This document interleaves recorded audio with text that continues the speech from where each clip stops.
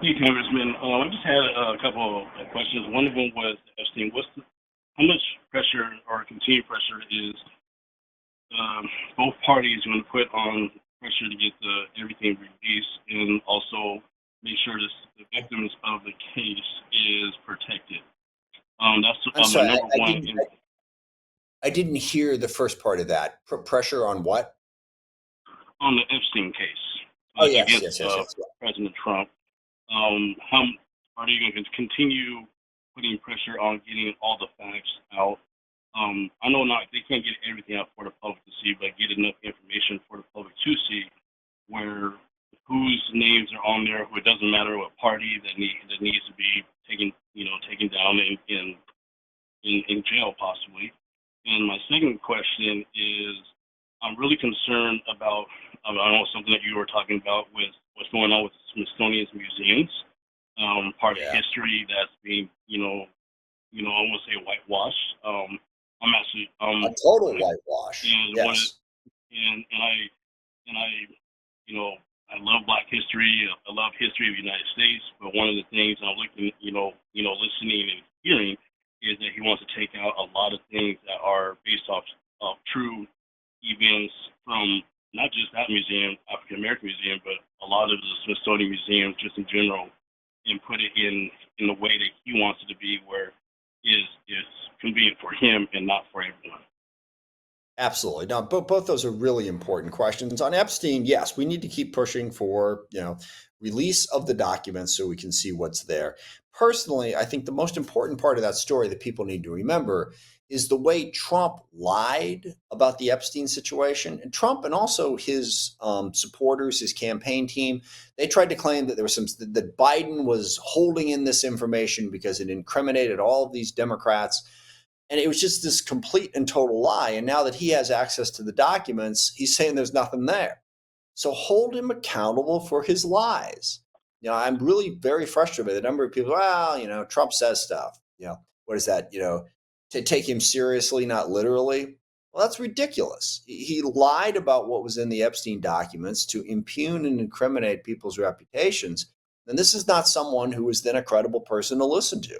And also, it just happens to be the case that the person of all the powerful people in America who has the closest connection to Jeffrey Epstein is Donald Trump, who had a 15-year well-documented friendship with him. So just the brazenness of Trump to be able to spread those lies about other people when he had the closer relationship ought to be exposed. We ought to keep the pressure up to say, put up or shut up, and then show us the documents. So we're going to keep working on that aspect of it. As the ranking member on the House Armed Services Committee, the Department of Defense under Pete Hegseth has been one of the leaders in whitewashing our history. And that's absolutely the way to look at it.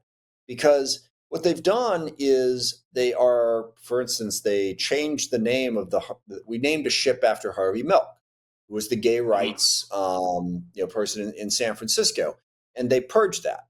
They also went through and they purged some 24,000 photos and documents across the Department of Defense.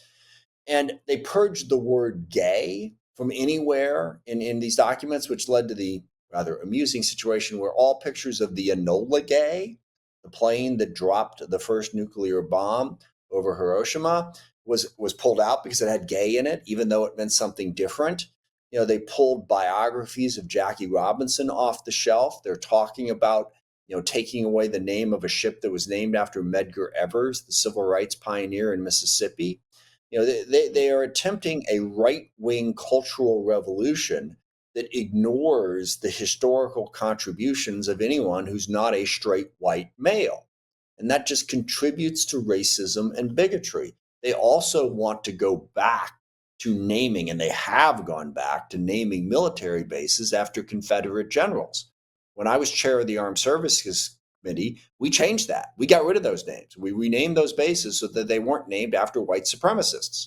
And now they're undoing that, all to whitewash our history and ignore the reality of what has happened, and to denigrate the contributions of all Americans, regardless of race, gender, or any of that. To say that it's only white men that we're going to focus on, I think really undermines the credibility of what is a diverse nation. And now he's going after the Smithsonian in the same way to really rewrite history.